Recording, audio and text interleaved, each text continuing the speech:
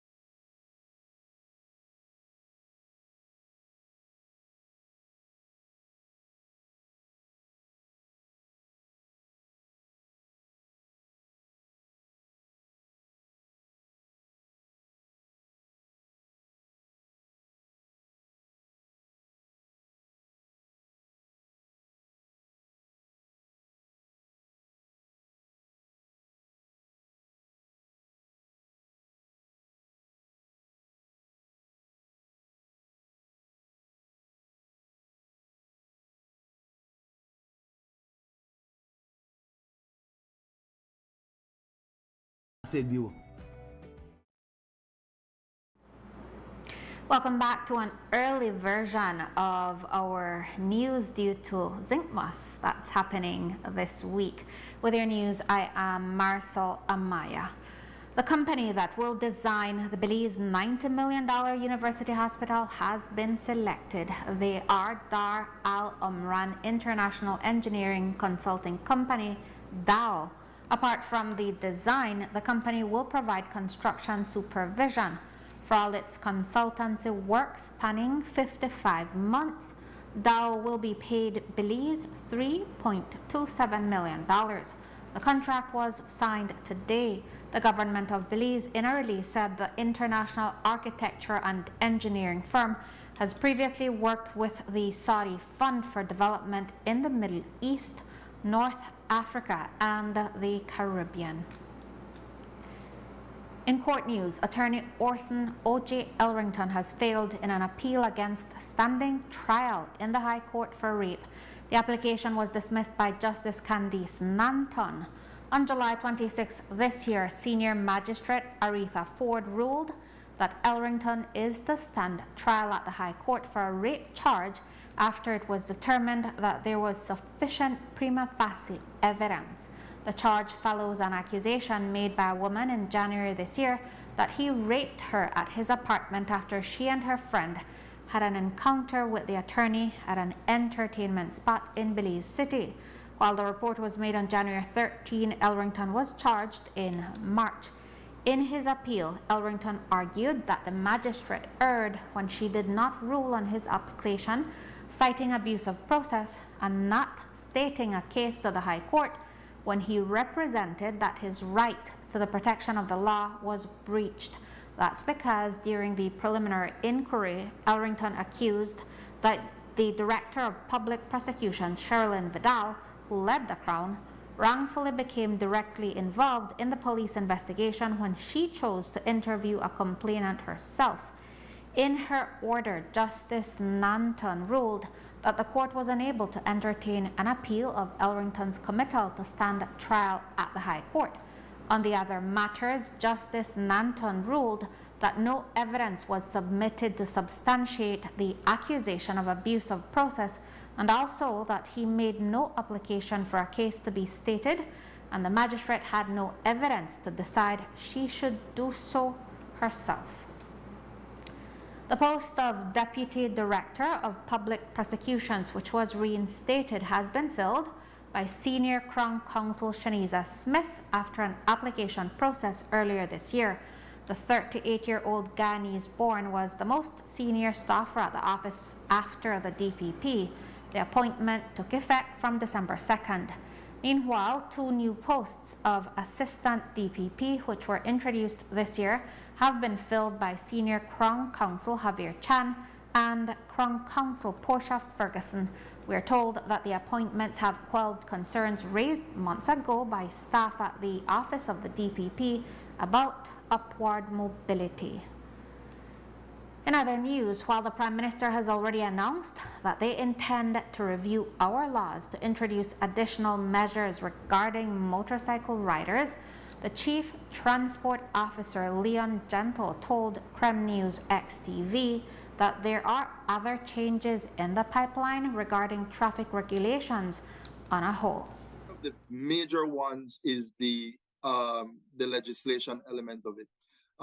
So myself, Mr. Zane Castillo, who is the project manager for road safety project in Belize, along with PAHO, have looked at technical support to provide an improvement in terms of the legislation, in making sure that we can adjust the legislation to effect changes to behavior as it relates to motorcycles, as it relates to incidents involving deaths, as it relates to fines and convictions. So these are elements that have begun.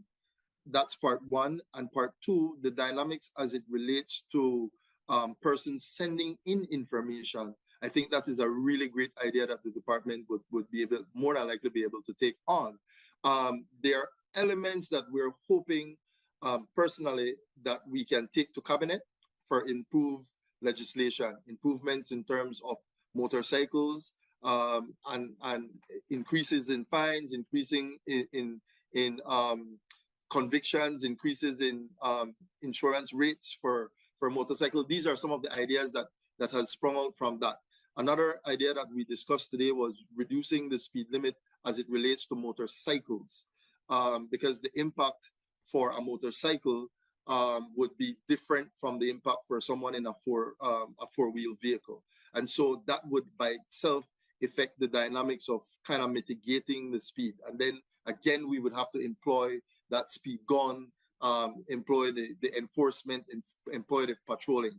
But the Department of Transport should not say that because of this incident, we're going to go out now and we're going to be strict. It should be that way right through, regardless of the incident, prior to this incident and now. And so from the Department of Transport standpoint, that is what we want to employ to our wardens, and moving forward, that is how we're going to look at it. Officers are in use and are helping secure convictions, says transport official. Stay tuned.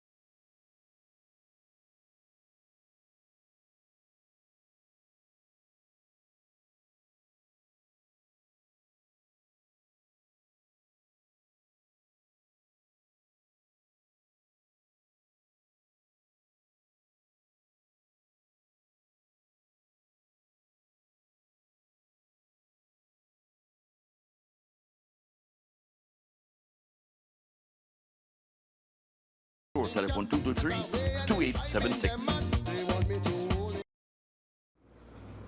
Welcome back. The news continues. It is uncommon in Belize to hear of a chase when a motorist runs a checkpoint or is clearly seen violating our traffic laws on our highways. Many checkpoints don't even have a chase vehicle. In his response to a question on this, Chief Transport Officer Leon Gentle said that before the 10-person traffic fatality Saturday night, they were getting ready to implement additional traffic measures for the festive season. So to me, it's important for us to look at the dynamic. And I think one of the things that we discussed earlier today in our meetings here at the department is for us to look at several things. There's a level of collaboration that we will have with the police department. We've been having those conversations, and now this would have helped to amp it up a little bit more. We do have operations that were scheduled for the month of December, and so it's unfortunate that this happened before those operations took off. Several of those operations involved us having VCPs or checkpoints or patrols at night and early in the mornings. And our intent was to look at entertainment areas, part of it. Another element was to ensure that our officers were equipped with the necessary tools and the support from the police department in terms of providing some level of security while working throughout that night frame or that early morning session. So those are elements that we have been in dialogue with the police department across the country, not specifically just for Kaya, but for us to have a level of presence on the highway, especially during this festive time. Another criticism levied at the traffic department is the lack of late night checkpoints when alcohol tends to become a greater issue. The problem is one of resources, but Gentle also explained that they need the presence of police officers for security reasons. We also have to not underscore the fact that general resources in terms of human capacity, in terms of mobility, in terms of access to the area and the spread, we have to increase that level of human resource in our department to be able to provide a 24/7, highway patrol element.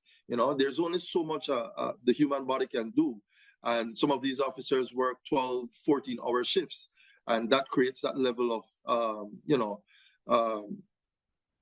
gap, for lack of a better word, within that area. No? But do you actually have night shifts and sufficient night shifts? From the Department of Transport standpoint, we operate into the night closer to 8, 10 o'clock. And it's not in all areas, it's just in areas that are hot spots or high risk. So the Cayo district up north and Belize City are areas where we have operations within the night. And it's not throughout the night, but it's portions of the night. Is there any way, though, that the department could make a change in relation to that? Because I think you accept that you don't have the sufficient personnel. Yes. I think that's one of the criticisms. But to ensure that you have a shift that is actually starting at 9 or 8 up until like 1 in the morning. Yes, we have accepted that. One of the things that we have decided that we would do is, and like I mentioned to Jules earlier, is that it has to be a collaborative effort with the police department, primarily because of the security of our officers who are not trained in that level of security. And for those officers who actually have a licensed firearm. We do have some officers who have training in special constables, but not all of them do. And so from a department standpoint, we also want to look at the safety of our officers while they're out there. In the wake of the 10-person traffic fatality on the Benke Road on Saturday, the Ministry of Transport this morning reminded motorists about the importance of prioritizing road safety. It called on all drivers on the highways and roads to stay within speed limits, use seat belts, remain mindful of road conditions, avoid drunk driving, and to only overtake when it is safe and legal. The ministry commits to increasing patrols and checkpoints, particularly at night, in collaboration with the police department and municipal traffic authorities. It also announced that it intends to launch an education campaign to provide tips and best practices to deter unsafe driving behavior. The ministry states, quote, violators of traffic regulations will be dealt with to the fullest extent of the law, end quote. Chief Transport Officer Leon Gentle affirms that both the Transport Department and the Police Department have sufficient breathalyzers for use as part of their traffic regulations enforcement efforts. Donations of the equipment were received under the Road Safety Project from as far back as 2018 and again in 2021. Gentle notes that breathalyzers have already contributed to convictions. Where we have employed those the most are for bus drivers through the terminals, as well as once we have checkpoints at night, we make sure that we have access to those breathalyzers, as well as the speed guns. Once there's a patrol, the patrol is equipped with both the speed guns and the breathalyzers. We've acquired such a distinct version of the breathalyzer test that we'd have to also import some of the straws that are used. So we have to craft to use straws to be able to provide that level of breathalyzer in there. But there has been convictions for breathalyzers over the months, at least since I've been here. I'm sure that there has been, and my deputy, Mr. Williams, would be able to be one of the first persons to say that he's done that several times, as well as our officers, no? So there is the use of breathalyzers on the highways. There is the use of speed guns. We do a level of monitoring that we apply while we're doing the patrols. Another aspect that hinders enforcement is the actual lax culture in Belize, as friends of traffic officers are often given a pass at checkpoints. I've seen it happen as well, but I don't think it's just primarily because you have strings or it's discriminative. It's primarily a culture that needs to be changed. I'm not denying the fact that that is evident, but there is a culture that if I know you, there's a level of leniency. And that is what we discourage our officers from doing.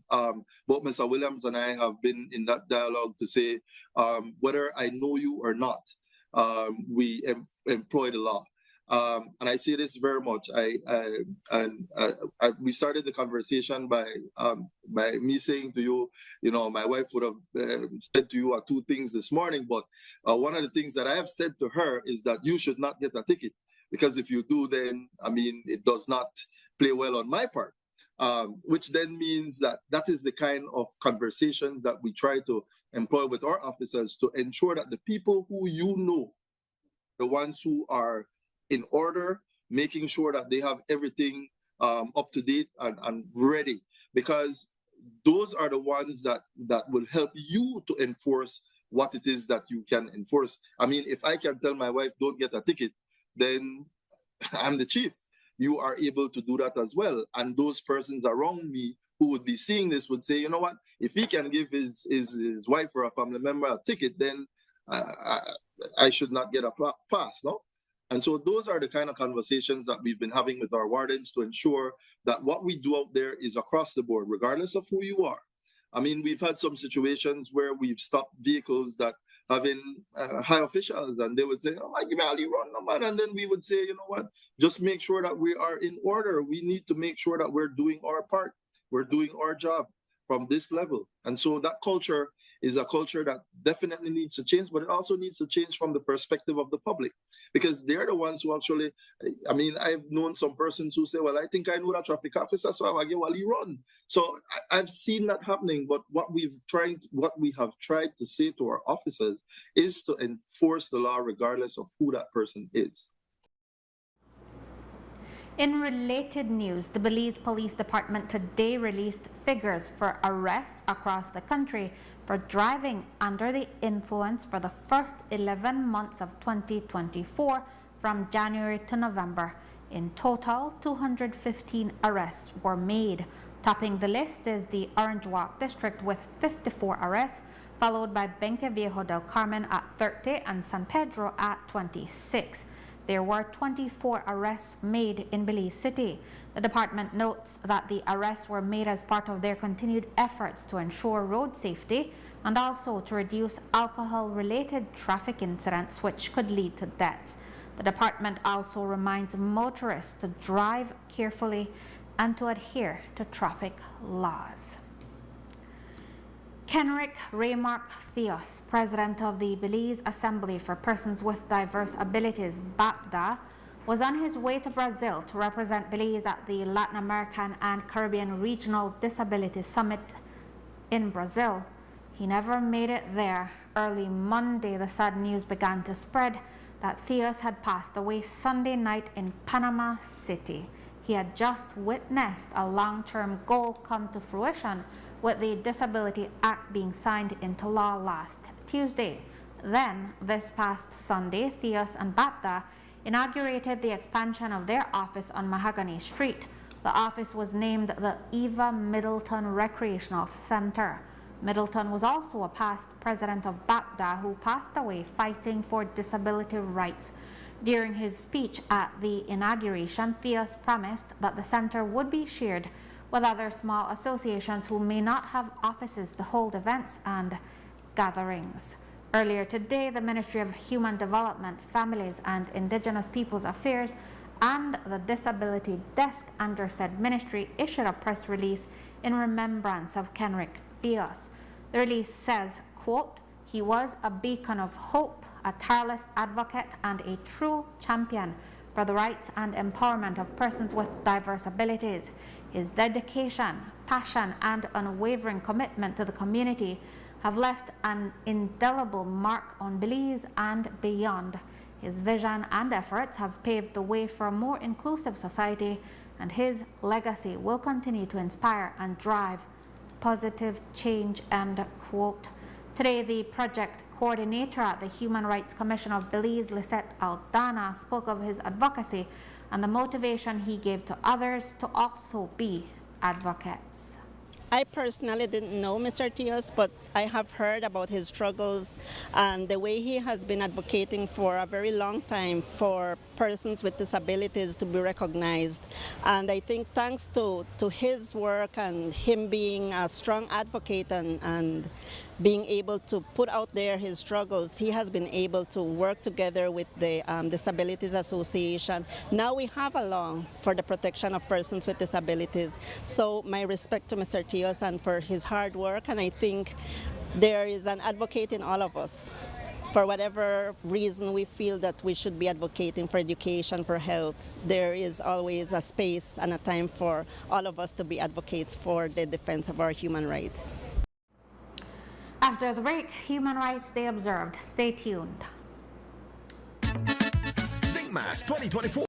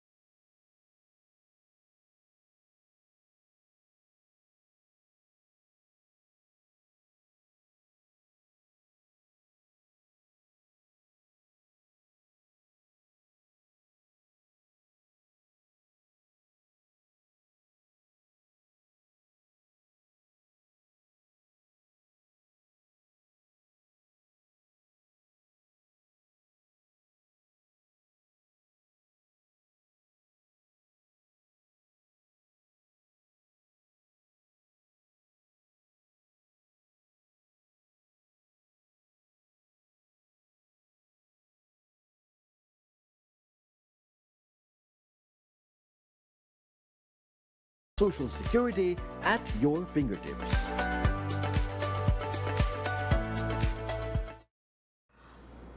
December 10 is observed across the world as Human Rights Day.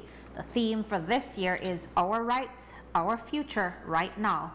A ceremony and fair was held on the grounds of the Leo Bradley Library in Belize City to commemorate the day. Students from nearby schools attended and participated in different activities. Lisette Aldana, the project coordinator at the Human Rights Commission of Belize, highlighted the importance of honoring human rights and what they can do to help individuals who feel their rights have been violated. Okay, today we are celebrating Human Rights Day, and it is a very important day because it brings forth the challenges that we face daily when our rights are violated. In particular for the persons that don't have a voice, that don't have the resources to go and look for the support that they need. Human rights is something that belongs to all of us. It doesn't matter where we come from, where we are, what we look like, or anything like that. And it is very important that we keep in mind that we all have rights. And with these rights, however, come responsibilities. And it needs to be brought forward because people every day have their rights violated. And once we educate people about their rights, the society is a better place because they know what their rights are, they know where to go to get redress if their rights are violated. So it is important for the Human Rights Commission to be out here today to ensure that the word is out there, that there is somewhere for them to go. They can come to the Human Rights Commission for the support, guidance, whatever they need once they need to redress a human rights violation. In other news, Miriam Cardona, the well-known 54-year-old food vendor of Belmopan, whose nickname was Pretty, was killed in a road traffic accident last week Tuesday near mile 25 on the George Price Highway.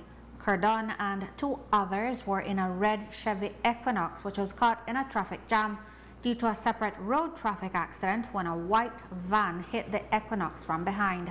The driver of the van, Leroy Nunez, has since been charged. ACP Gilberto Romero shared additional details. And then reference the fatal road traffic accident where Miriam Cardon succumbed to her injuries.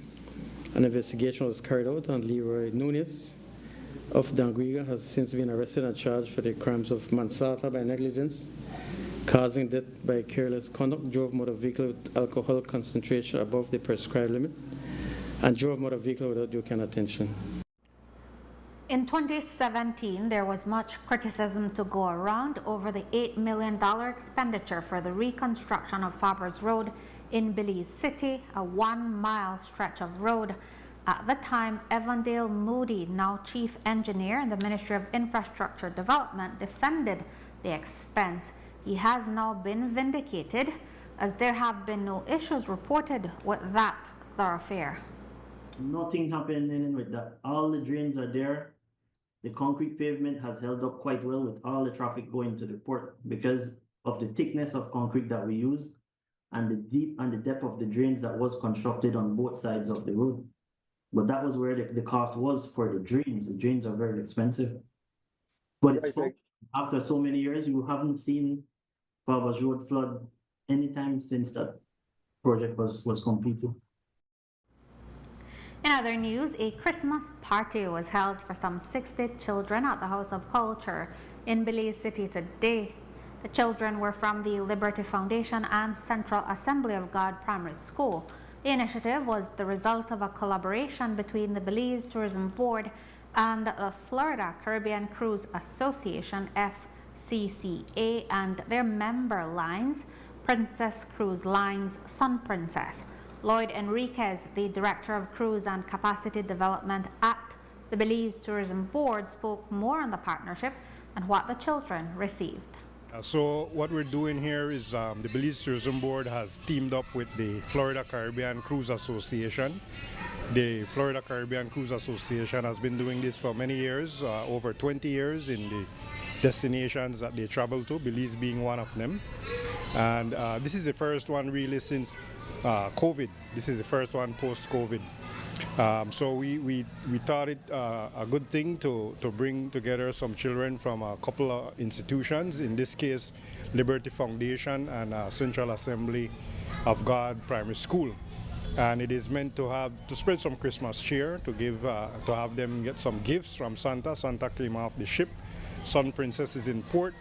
There are about 17 crew, including Santa, that came off the ship today to spread the Christmas cheer and the holiday cheer with these children. How many kids are getting gifts today?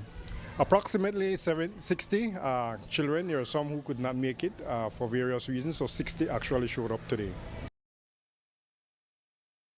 In the midst of the cruise ship tourism high season, while we're below the pre-pandemic peak due to lacking docking facilities near Belize City, our cruise ship visitor numbers have been stable.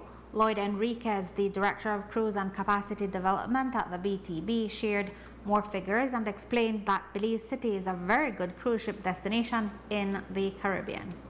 So the cruise high season runs from mid-November through to around April or May. So we're in the midst of high season. This year, calendar year 2024, we're looking at around 2% less than last year, 2023. That's how we will end up. So that'll bring us somewhere in the region of 800,000 to 850,000 passengers in Belize City. This is lagging behind about 20 points or so what we used to do post-COVID and prior years. And the main reason for that is the Belize's, well, we don't have a docking facility. And until we get a docking facility in Belize City or near Belize City, we can expect those numbers to kind of remain in that region of 800,000 or so. Do you happen to have figures on how many of these roughly, get off the ship and, go on tours and such in the country? So Belize City, on average, gets 85% disembarkation rate. That's throughout the year. It doesn't matter what time of the year, high season, low season. We're pretty much in the region of 85% disembarkation rate. The vast majority of those persons who disembark the ship go on tours. The top destination for tour is actually Nohochchen, which is, some people know that as Jaguar Park. So they go there for zip lining. Then we have the Amaya sites, Alton Ha being closest, being the second in terms of visitorship. Is this 85%, how does it compare to other destinations? Belize is very good. Belize is an excellent tour destination. A lot of people come here for the tour. And the variety that we have compared to other destinations in the Caribbean, which may only be sand, sea, sun, we have far more to offer. So you can do activities, snorkeling, you can do onshore activities, you can go ziplining, you can go to Maya sites, you can go caving. So the Belize product is much more diverse than what you'd find in the Caribbean. And with that, we have come to the end of our newscast. Our repeat can be viewed on this station later tonight and again tomorrow at midday. Join us again tomorrow at 5:45 for another news broadcast, and we also invite you to stay tuned right here at 7:30 for the second day of Zinc Moss. I am Marisol Amaya. Have a safe and enjoyable evening.